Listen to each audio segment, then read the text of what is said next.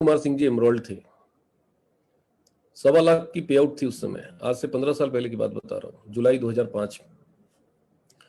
उनको देखने के बाद, उनको सुनने के बाद मेरे को पहले भरोसा नहीं हुआ। मैंने कहा यार सब झूठ बोलते हैं, लेकिन मैंने उनको चेक किया। सुजीत कुमार सिंह जी को चेक किया, उनकी इनकम को चेक किया। फिर मेरे दिमाग में आया कि यार ये सब फर्जी कंपनियां हैं, आज पैसा दे रही है कल गायब हो जाएगी।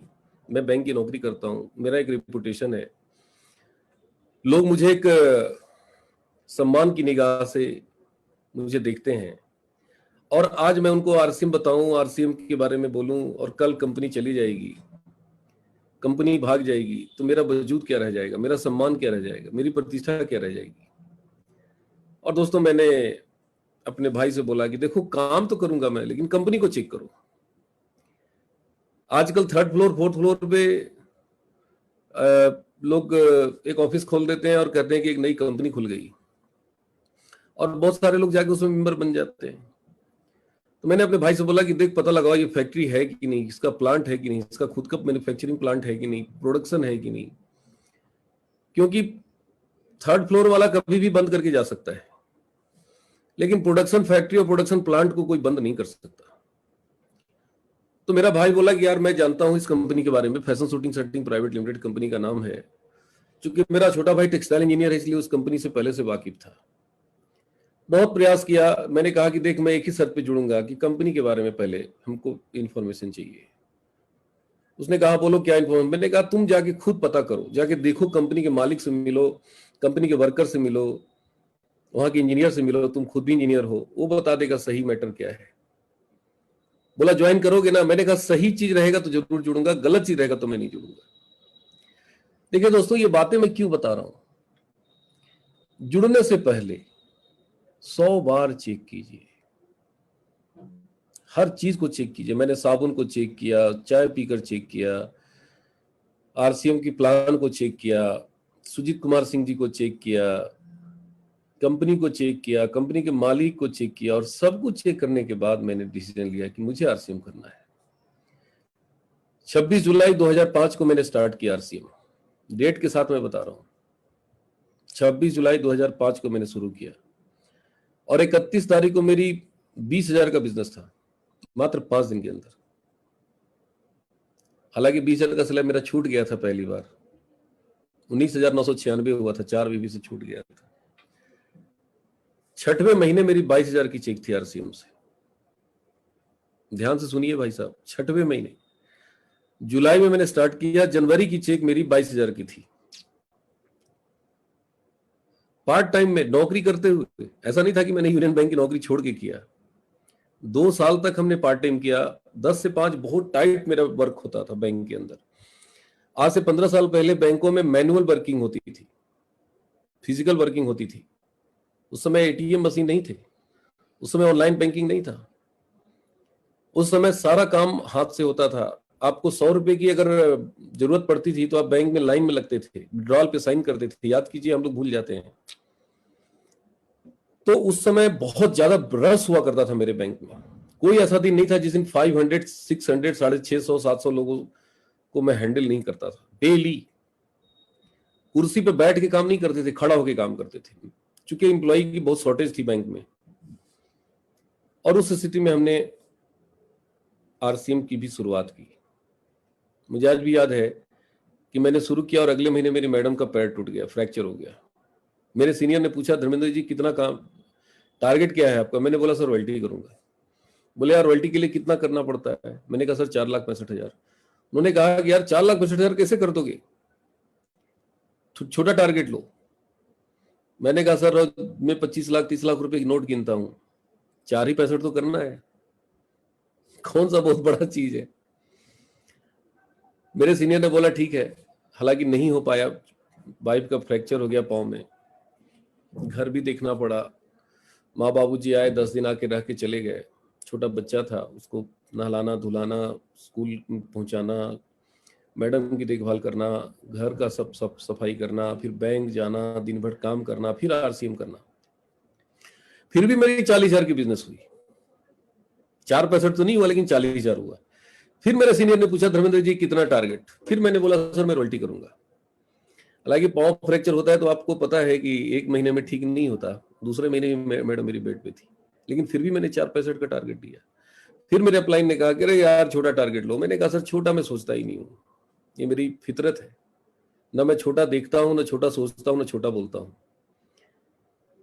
हालांकि नहीं हो पाया, 70,000 का बिजनेस हुआ दूसरे महीने। तीसरे महीने फिर मैंने टारगेट लिया, फिर नहीं हुआ, चौथे महीने भी नहीं हुआ, 5वें महीने भी नहीं हुआ, लेकिन 6वें महीने मैंने 4,70,000 का बिजनेस किया। देखिए दोस्तों, मैं क्या बताना चाहता हूं आपको, ये काम उतना मुश्किल नहीं है जितना मुश्किल हम लोगों ने बना दिया है। ध्यान से सुनिए, ये काम उतना मुश्किल नहीं है जितना मुश्किल हम लोगों ने बना दिया है। हम लोगों ने बना दिया है। ये काम मुश्किल नहीं है, बहुत आसान है।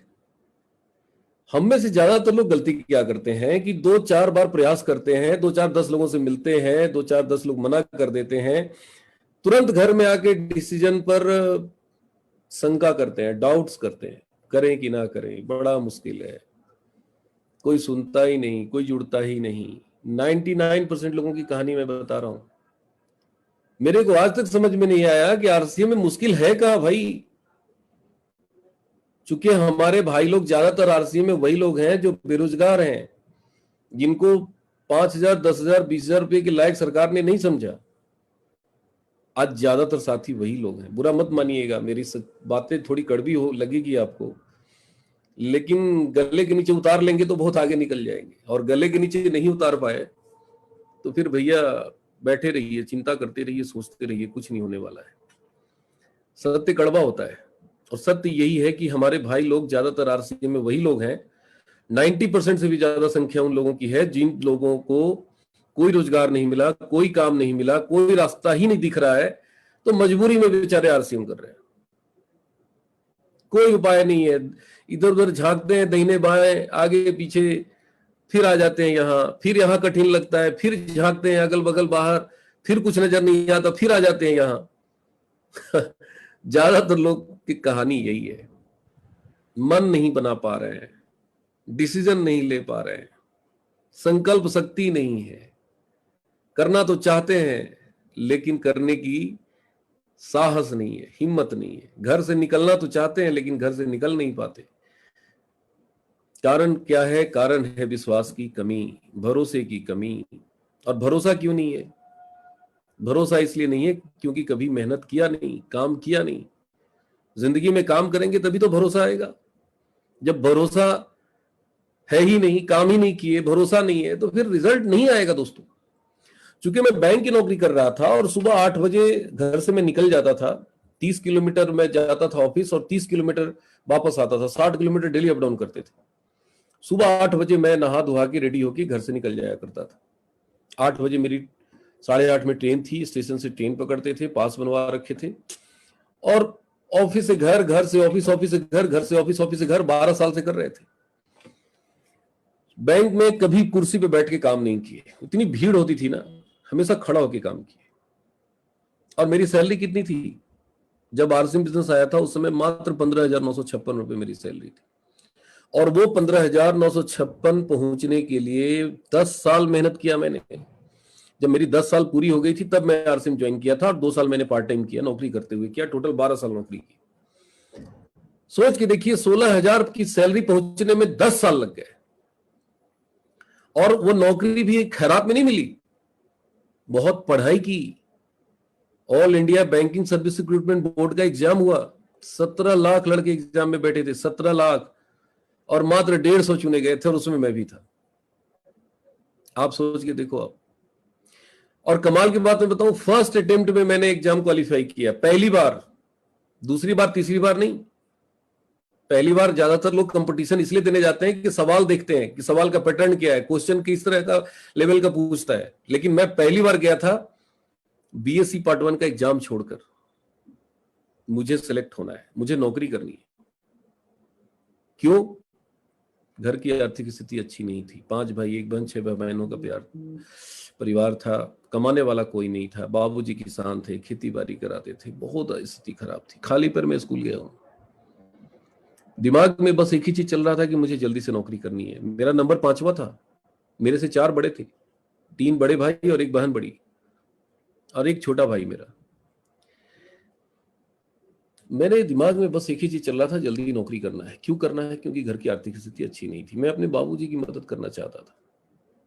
सारे भाई बहन पढ़ रहे थे, सारे भाई बहनों में 1 साल 1.5 साल का गैप था। स्थिति बहुत खराब थी। मेरे दिमाग में नौकरी चल रहा था, नौकरी चल रहा था। 6 महीना मैं रात में भरपेट खाना नहीं खाया। क्यों? नींद आने लगेगी। कुर्सी टेबल पे बैठ के पढ़ाई किए, पागलों जैसा पढ़े। रिटन टेस्ट क्वालिफाई किए, 350 450 लड़के रिटन क्वालिफाई किए पूरे 17 लाख में, और उसमें मैं था। पहले अटेम्प्ट में, पहली बार में रिटन टेस्ट हुआ, इंटरव्यू हुआ, मेरा फाइनल सिलेक्शन हुआ। मात्र 20 साल की उम्र में मैं बैंक में चला गया। नौकरी तो लग गई दोस्तों, लेकिन इतना हार्ड काम है नौकरी करना कि मैं क्या बताऊं। आप कल्पना करो, 10 साल आप साइकिल चलाओ, 10 साल सुबह से लेकर शाम तक साइकिल चलाना है। मन नहीं है लेकिन मजबूरी है, धूप है, पसीना है, गर्मी है, लू है, ठंडी है, आपको चलाना है, रोज चलाना है। सुबह 10 से लेकर के शाम 5 बजे, 8 बजे से शुरू हो जाना है। 10 साल आपने ये काम किया, साइकिल चलाने का काम किया, अचानक से आपको मोटरसाइकिल मिल जाए क्या करेंगे आप? पुनिया जी क्या करेंगे? अनम्यूट कर लीजिए सर। मजा आ जाएगा सर, जितना एक्सीडेंट होगा सबको चेक करके देखेंगे। मेरे साथ वैसा ही हुआ। लोग कहते हैं आरसीएम बहुत मेहनत का काम है। मेरे को लगता है कि यार, जीवन में जिसने कभी काम ही नहीं किया यार, उसको तो मेहनत लगेगा ना। जिसने कभी काम ही नहीं किया, जब से पैदा हुए बापू रेस्टोरेंट में तोड़े जा रहे हैं। 20 साल, 25 साल, 30 साल, 40 साल तक बापू रेस्टोरेंट में तोड़ते हैं, और खुद नहीं तोड़ते, उनकी शादी हो जाती है, पत्नी आके वो भी तोड़ती है। और अकेले पत्नी नहीं तोड़ती है, 2 बच्चे भी आ जाते हैं, वो भी तोड़ते हैं। अब ऐसे साथी आ जाते हैं आरसीएम में, अब उनको आरसीएम बहुत कठिन लगता है। जो हमेशा बापू रेस्टोरेंट में तोड़ा है, जिसको पता ही नहीं है कि आटा का रेट क्या है, दाल चावल का रेट क्या है। हमारे बाबूजी कहते थे ना, जब बड़ा होगे ना तब पता चलेगा आटा दाल चावल का भाव क्या है। तो ज्यादातर साथी हमारे ऐसे आते हैं आरसीएम में, और वो कहते हैं कि सर बड़ा मेहनत है, बहुत काम है, अरे कोई सुनता ही नहीं, अरे कोई जुड़ता ही नहीं, अरे आरसीएम चलता ही नहीं। तो मेरे दोस्त, मेरे भाई, गलती आपकी नहीं है। आपने सीखा ही नहीं है जिंदगी में पैसा आता कैसे है, कितना मेहनत करना पड़ता है, कितना काम करना पड़ता है। 12 साल बैंक में नौकरी किए भाई। ये बैंक सरकारी बैंक नाम का बैंक है। कहते ना कि बनिया कमाता है सारी दुनिया से, बनिया सारी दुनिया से पैसा कमाता है, लेकिन बैंक किसे कमाता है? बनिया से कमाता है। बैंक बनियों का बनिया है। बात को समझो। सारी दुनिया से पैसा कौन कमाता है? बनिया। और बनिया से कौन कमाता है? बैंक। और 12 साल उस बैंक में काम किया हूं मैं। वो सिरिंज जो होता है ना, सिरिंज, वो डाल के ना खून नहीं खीन निकालते, वो हड्डी में घुसेड़ के फास्फोरस निकाल लेते हैं बैंक वाले। अपने कर्मचारियों से हड्डी में से फास्फोरस निकालते हैं। अब सोचिए, 12 साल फास्फोरस निकाला है यूनियन बैंक। आज जब भी यूनियन बैंक को देखता हूं ना तो प्रणाम करता हूं। प्रणाम क्यों करता हूं मालूम है? इसलिए नहीं करता हूं कि यार उसे छुटकारा मिल गया, इसलिए करता हूं कि यार मेरा सबसे बड़ा गुरु यूनियन बैंक है।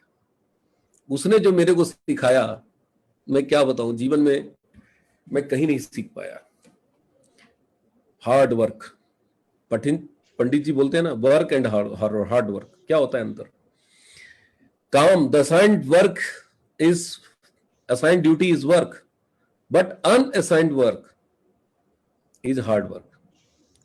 तो बैंक में हम लोग का जो काम होता था ना, वो असाइन्ड वर्क नहीं होता था, अनअसाइन्ड वर्क।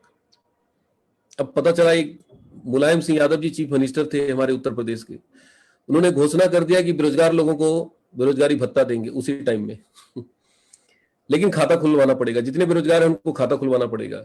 अब भाई साहब सारे बेरोजगार कहाँ पहुंच गए? बैंक। अब पूरे 10 किलोमीटर के सर्किल में एक बैंक है, बेरोजगार तो लाखों में है। अब पहुंच गए सारे लोग खाता खुलवाने, और उस समय मैनुअल वर्किंग होती थी सारा का सारा। एक खाता खोलने में 5 मिनट लगते थे। अब डेली के डेली सारे लड़के आके, यंग लड़के, वो लगे चैनल बैंक का तोड़ देंगे, हम लोग चैनल बंद कर देते थे, पुलिस ड्यूटी लगाई जाती थी, लाठी चार्ज की नौबत आ जाती थी खाता खुलवाने के लिए, कि जल्दी खाता नंबर खोल के देना है कि भैया हमारा बेरोजगारी भत्ता आएगा। पहले फर्स्ट कम फर्स्ट गेट होता है, भैया पहले खुलवाओ तब मिलेगा, बाद वाले को मिलेगा नहीं। रोज लाठी चार्ज करनी पड़ती थी भाई साहब। और कितना खाता खोलते थे मालूम है? 500 अकाउंट पर डे। 12-12 बजे रात तक खाता खोल रहे हैं, सुबह से लेके शाम तक 4 स्टाफ खाता ही खोल रहा है, पब्लिक का लेन देन अलग पेंडिंग पड़ा हुआ है।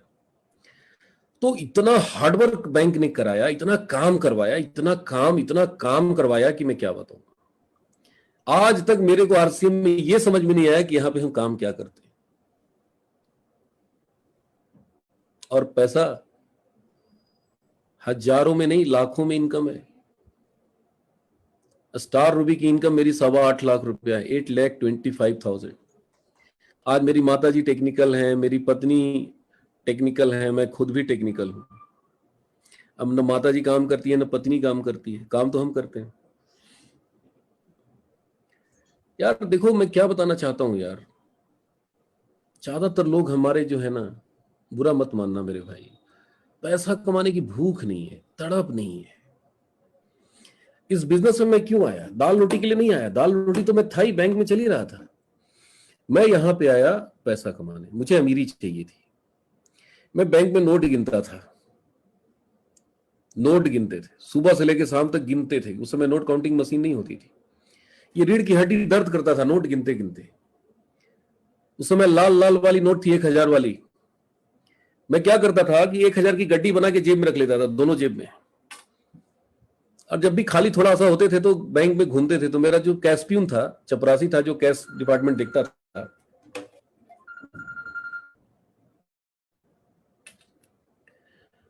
तो वो बोलता था कि यार तू नोट गड्डी तू जेब में क्यों रखता है बैंक का नोट? मैं बोलता था 5 बजे तक तो बेटा मैं मालिक हूं, मैं खजाने में ना रख के मैं जेब में रखूं, क्या फर्क पड़ता है?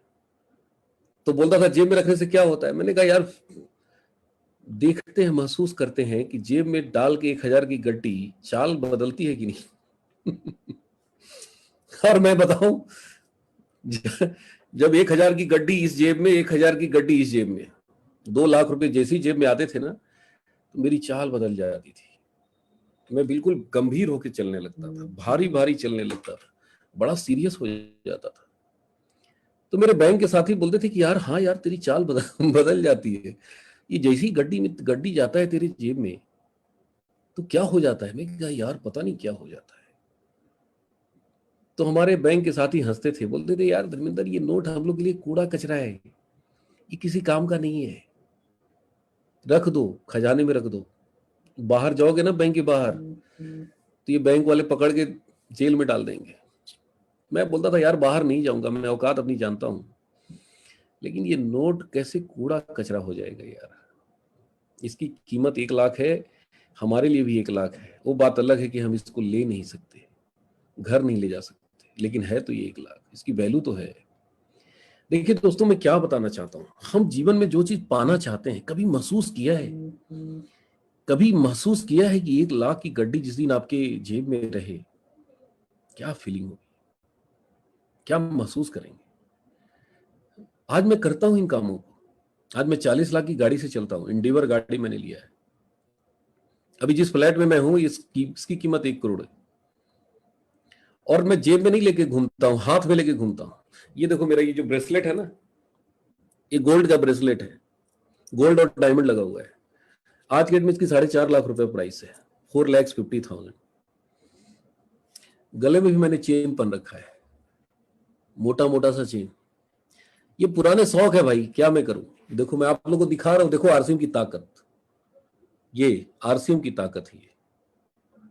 ये सब पहन के घूमता हूं। अमीरी का सिद्धांत क्या कहता है? वो कहता है कि अमीर दिखना शुरू करो, अमीर दिखना शुरू करो, अमीरी वाली फीलिंग लाओ, अमीर बन जाओगे। लेकिन हम क्या करते हैं, जमीन ले लेंगे, मकान खरीद लेंगे, पता नहीं क्या क्या ले लेंगे, लेकिन अमीर वाला फीलिंग नहीं लाते। अब ये गोल्ड मेरे साथ हमेशा रहता है, सोते समय भी रहता है, घर से निकलता हूं तब भी रहता है। ये मेरे को एहसास कराता है कि I am a rich person.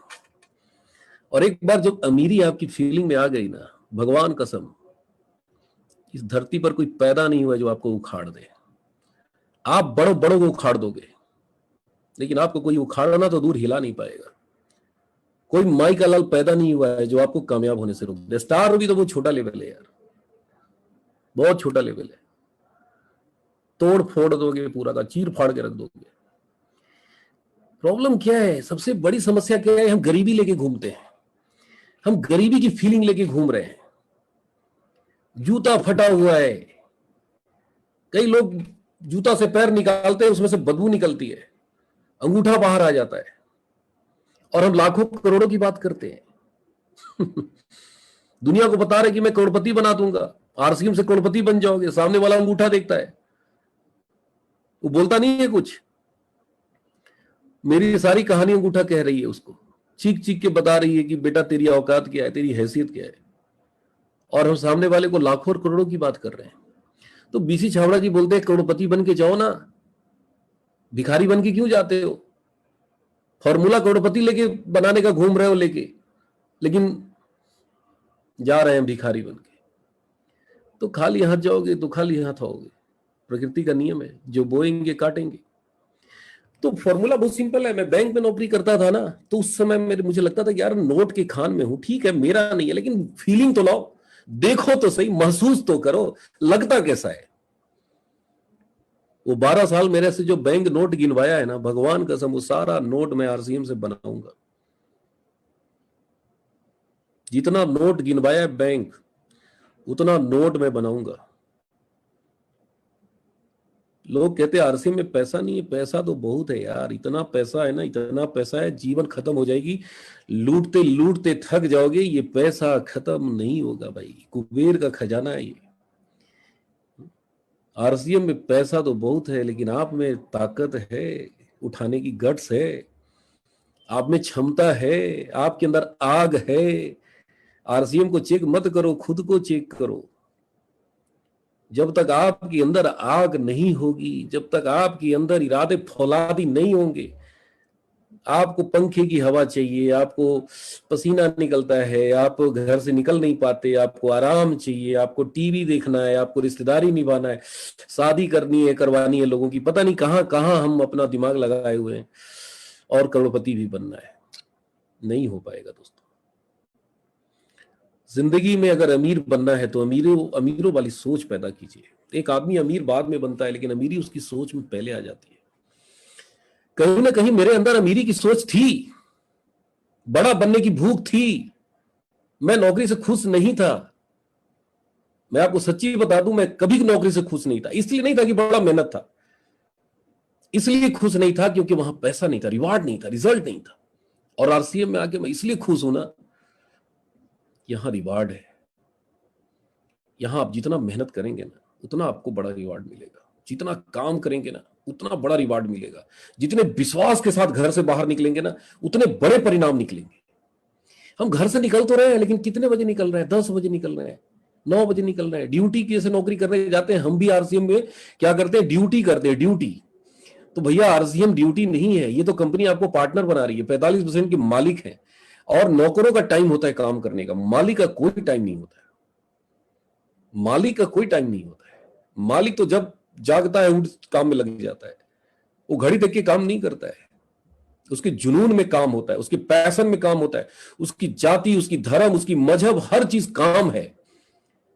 काम काम काम काम काम। लेकिन हम लोग क्या करते हैं, घर में बैठ के बड़े बड़े चिंता करेंगे, यार कैसे स्टार भी बना जाएगा, बड़ा मुश्किल है यार, बड़ा मुश्किल है, 4 करोड़ का बिजनेस चाहिए, कैसे होगा कैसे होगा कैसे होगा।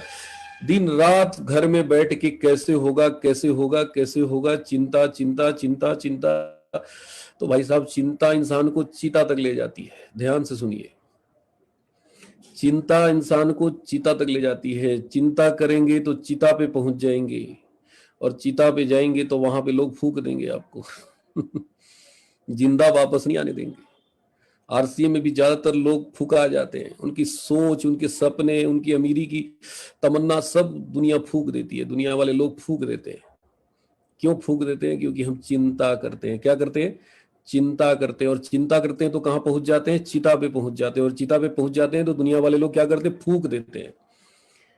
अरे क्यों चिंता करते हो यार? कर्म करो, काम करो, काम करो, काम करो, काम काम काम काम काम। भगवान कसम आज तक मैंने चिंता नहीं की। हमारी कंपनी 1 साल बंद हो गई। पुनिया जी बता रहे थे 2015 में हमारे साथ बैंकॉक में थे।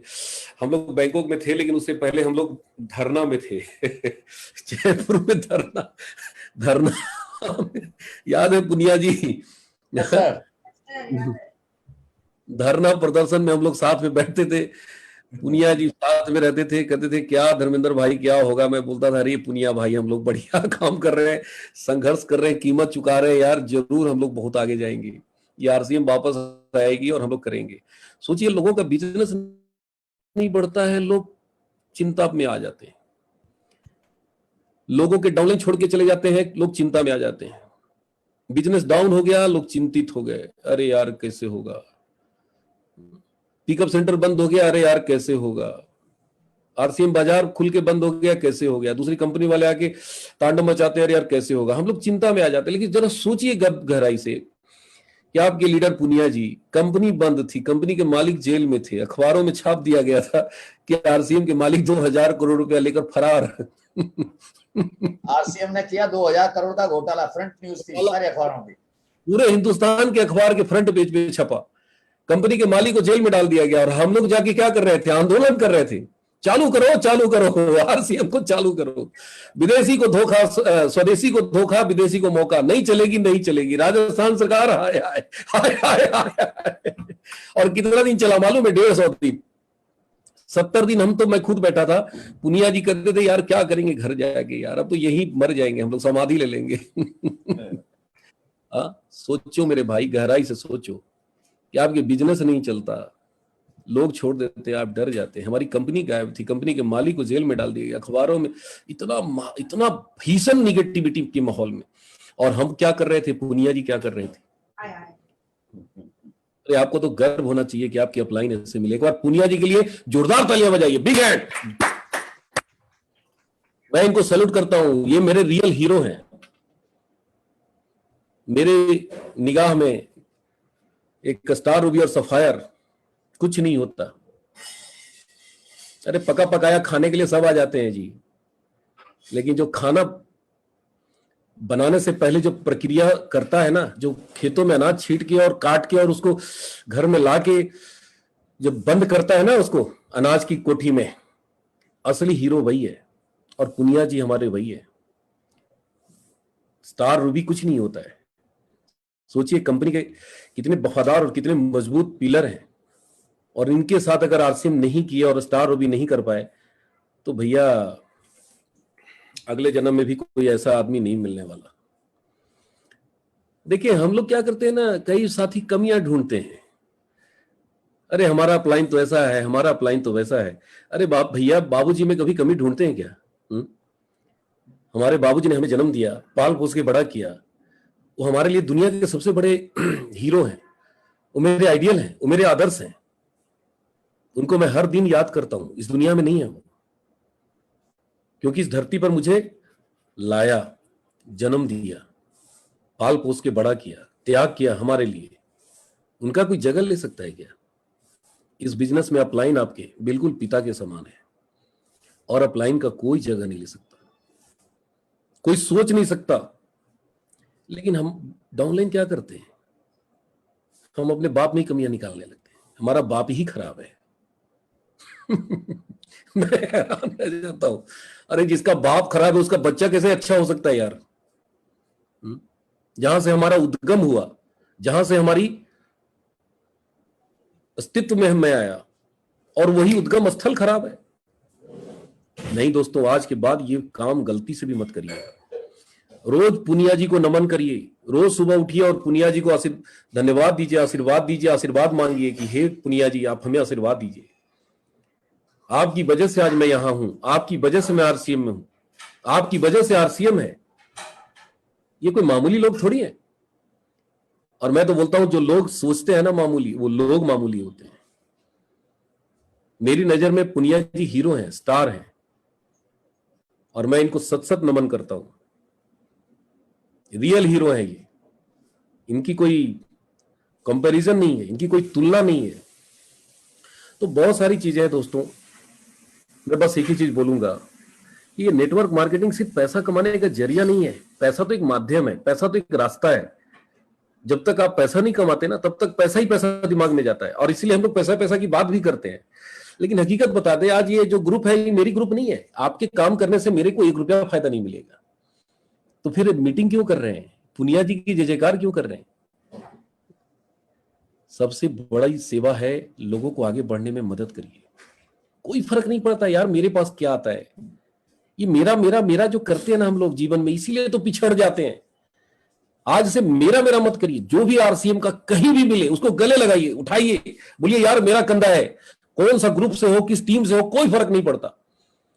आओ मेरे कंधे पे बैठ जाओ, मैं लेके चलता हूं। मेरा क्रॉस लाइन आरसीएम के लोग नहीं है, मेरा क्रॉस लाइन दूसरी कंपनी वाले हैं। हमेशा याद रखिए, ये सब हमारे गुरु भाई हैं। ये पुनिया जी ना होते तो आज आरसीएम ना होता भैया, हम ना होते, स्टार रूबी ना होते। ये कितना संघर्ष किया इन्होंने, इनकी टीम के लोगों ने आंदोलन में जाके। और एक एक व्यक्ति जो आंदोलन में रहा है ना, एक एक दिन भी रहा है, एक एक घंटा रहा है ना, मेरी नजर में वो स्टार है, सुपरस्टार है। ऐसे लोगों के लिए मेरी दिल में अथाह जगह है, बहुत प्रेम है। तो मेरे दोस्तों, बस मैं एक ही चीज बोलूंगा कि कुछ करना है। पीसी जी कहते हैं ना कि आए हो एक न एक दिन जाना है, और जाने वाले को मेहमान कहते हैं। वो कहते हैं मेहमान बन के आए हो, महान बन के जाना है। कुछ कर गुजरना है अपने समाज के लिए, अपने देश के लिए, अपने परिवार के लिए। ये एक ही प्लेटफॉर्म पे एक ऐसा काम है ना कि आप हजारों काम करते हैं एक साथ। काम आप एक चीज के लिए कर रहे हैं, लेकिन काम सैकड़ों हो रहे हैं। देश सेवा हो रहा है, समाज सेवा हो रहा है, लोगों की सेवा हो रहा है, परिवार हमारा सिक्योरिटी मिल रही है, कंपनी हमारी मजबूत हो रही है, आरसीएम के हमारे भाई लोग मजबूत हो रहे हैं। ये लड़ाई छोटी मोटी लड़ाई नहीं है, ये बहुत बड़ी लड़ाई है दोस्तों। और इस लड़ाई को हम सबको एक होके लड़ना है। कभी भी दूसरे टीम को ये मत सोचिए कि यार ये आगे क्यों बढ़ रहा है, नहीं। आज देखिए पुनिया जी मेरे बारे में क्या बोल रहे थे, ऐसे बोल रहे थे जैसे लग रहा था कि मेरे कोई भाई, मेरा कोई सगा बोल रहा है। क्यों बोल रहे हैं भाई? दिल से बोल रहे हैं, इनकी आवाज दिल से निकल रही है। और इसके पीछे सबसे बड़ा कारण है कि आरसीएम के हैं। कौन किस ग्रुप में है आरसीएम का, उससे कोई मतलब नहीं। हम लोगों ने आरसीएम के लिए कीमत चुकाई है। 45 डिग्री टेम्परेचर में सुबह से लेकर शाम तक 70 दिन बैठे। अग्नि सेवा भी हम लोगों ने खूब देखा, इंद्र की सेवा भी हम लोगों ने खूब देखा, बारिश भी खूब हुई, गर्मी भी खूब हुई, ठंडी भी खूब पड़ी। क्या नहीं झेले वहां, तब जाके आरसीएम वापस आया। तो मेरे भाई, जीवन में सकारात्मकता की बड़ी शक्ति होती है, इसको पहचानिए। हमेशा पॉजिटिव रहिए, हर हाल में पॉजिटिव रहिए। बुरा हो तभी पॉजिटिव रहिए। हम लोग उस समय चिंतित नहीं थे कि यार आरसीएम नहीं खुलेगा तो क्या होगा। हम लोग क्या सोचते थे कि यार आरसीएम को तो खुल